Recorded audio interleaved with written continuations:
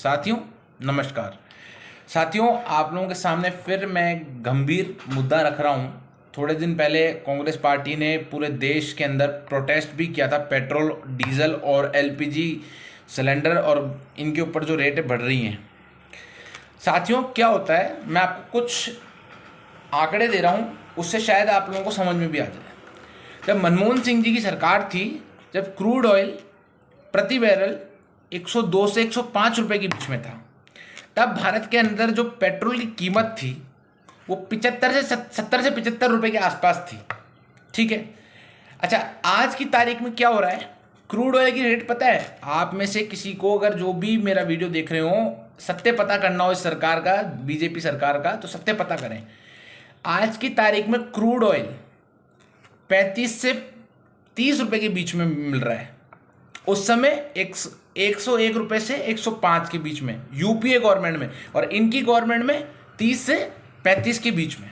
अच्छा साहब, अब इनके ऊपर इनके टैक्स। अब जब भारतीय जनता पार्टी से दुनिया ये पूछ रही है कि साहब आपने पेट्रोल की रेटें इतनी क्यों बढ़ा रखी हैं, तो भारतीय जनता पार्टी के पेट्रोलियम मंत्री और इनके प्रवक्ता ये कहते हैं कि उन पैसों से भारत का विकास हो रहा है। अरे तो आपके पास जो भारत का जो इतना पैसा था, उसका क्या किया आपने? वो खा गए। तो जो अच्छा, मतलब पेट्रोल से पैसा कमा के आप भारत का विकास कर रहे हैं। आप विकास नहीं कर रहे हैं, आप जनता को पागल बना रहे हैं। आप विकास नहीं कर रहे हैं, जनता को पागल बना रहे हैं। अच्छा, आप एक बताइए, कौन सा विकास हो रहा है? कौन सा? राम मंदिर बन रहा है, उसके लिए चंदा इकट्ठा हो रहा है, सब कुछ इकट्ठा हो रहा है। आप बुलेट ट्रेन का सपना दिखाया, वो आज तक नहीं आई, कभी नहीं आई और ना आ पाएगी।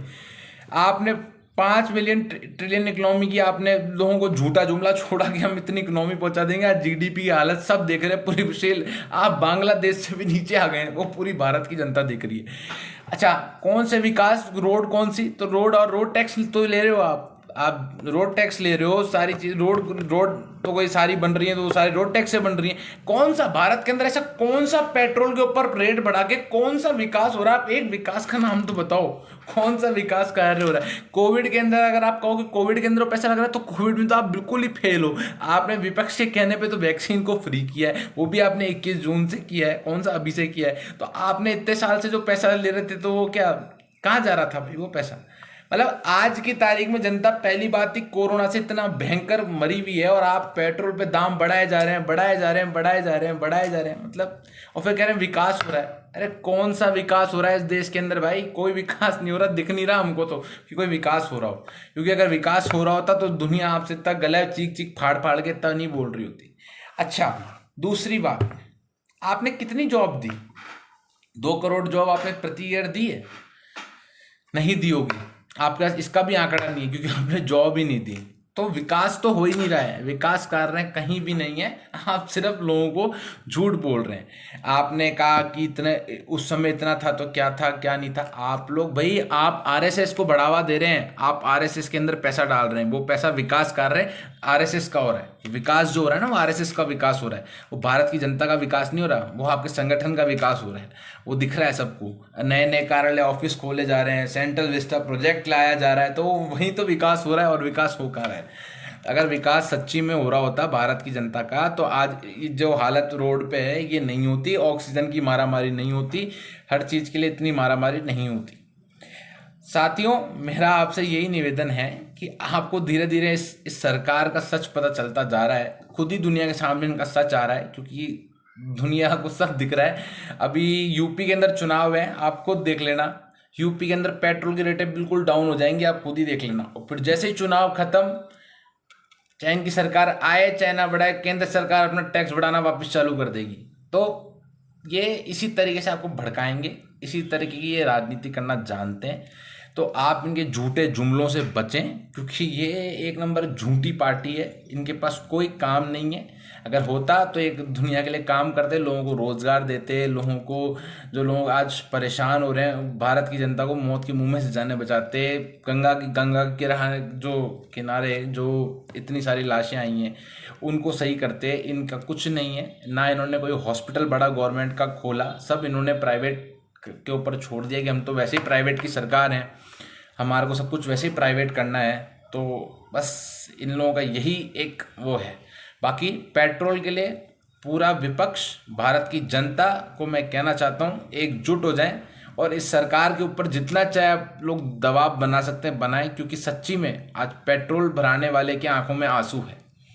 आज हम खुद सड़कों पे थे, पेट्रोल पंप के ऊपर हमने धरना प्रदर्शन किए, लोगों की आंखों में सच्ची में आंसू थे। अगर जो लोग घर में बैठे हैं और देखना चाहें, वैसे तो मीडिया ये चीज़ दिखाएगा नहीं, पर लोगों के आंखों में आंसू थे कि हम क्या करें, महंगाई इतनी ज़्यादा हो रही है, दालों के अंदर आग लगी हुई है, सरसों के तेल में आग लगी हुई है। मतलब किस तरफ आप नहीं उठा के देखेंगे, इस सरकार की वजह से वो चीज़ें महंगी होती जा रही हैं। सारी चीज़ें तो इन्होंने महंगी कर दी और फिर कहते हैं अब की बार मोदी सरकार महंगाई से बचाएंगे। अय है, आपका नारा बहुत तगड़ा था, अब बहुत हुई महंगाई की मार, अब की बार मोदी सरकार। अरे भाई साहब, अब क्या हो रहा है, महंगाई की मार अब नहीं पड़ रही। इसलिए साथियों मैं आपको कहना चाहता हूँ, अब बहुत हुई महंगाई की मार, हटाओ इस भाजपा सरकार।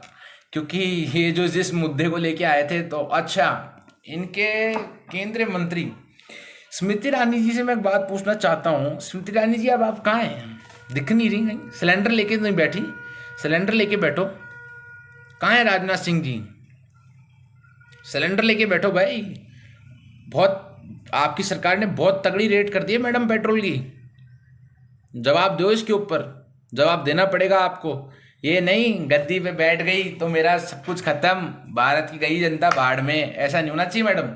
एक तरफा मत खेलो, जवाब तो देना पड़ेगा भारत की जनता को। स्मृति ईरानी जी, आपको बहुत तगड़ी तरीके से आप सिलेंडर लेके बैठी थी ना यूपीए गवर्नमेंट के राज में, अब बैठो, फिर बताएंगे आपको। बैठो ना, अब बैठो ना, एक बार बैठो। अच्छा, जहाँ से आप चुनाव लड़ते हो ना, वहीं जाके बैठ जाओ अमेठी से, मजा आ जाएगा आपको, वहीं मजा दिखा देगी दुनिया आपको। और दुनिया ये आपके पात्रा जी ये पूछ रहे थे कि राहुल गांधी यूपी में रैली करने जाएंगे क्या? यूपी क्या, वो पूरे भारत में रैली करेंगे। स्मृति ईरानी जी, अगर स्मृति ईरानी आपकी केंद्रीय मंत्री, अगर वो अपने अमेठी के अंदर जाके चुनाव की रैली कर लेना, मेरा नाम बदल देना, अमेठी की जनता घुसने नहीं देगी। आप बात करते हैं फालतू की। इसलिए साथियों, मेरा आपसे यही कहना है, इन सरकार के झूठे जुमलों को सपोर्ट ना करें और कांग्रेस पार्टी को वोट दें, क्योंकि एकमात्र कांग्रेस पार्टी है जो इस देश को अंधकार में जाने से बचा सकती है। और एकमात्र राहुल गांधी, मैं फिर बोल रहा हूँ, इस देश को अगर कोई बचा सकता है तो माननीय राहुल गांधी जी बचा सकते हैं। कितना बड़ा बलिदान दे रहे हैं वो, जो वो चीज़ बोलते हैं वही सरकार मानती है। क्यों? आप पहले मान लो ना, उन्होंने बहुत कुछ कहा, ये सरकार नहीं जागी। तो आप लोगों से हाथ जोड़ के निवेदन है, आने वाले आम चुनाव के अंदर सिर्फ और सिर्फ कांग्रेस पार्टी को वोट दें और कांग्रेस पार्टी के जितने जो भी खड़े होते हैं उनको वोट दें, क्योंकि कांग्रेस पार्टी के अंदर जो दगाबाज हैं वो वैसे भी छोड़ छोड़ के जा रहे हैं। जैसे जितिन प्रसाद जी हो गए, ज्योतिरादित्य सिंधिया जी हो गए, सब जा ही रहे हैं। तो आप लोग इन सबको छोड़िए, आप कांग्रेस पार्टी को सपोर्ट कीजिए। हम लोगों को राहुल गांधी जी को सपोर्ट करना है और हमारे नेता राहुल गांधी जी हैं और हम उनको सपोर्ट करते रहेंगे आखिरी सांस तक। जय हिंद साथियों, धन्यवाद।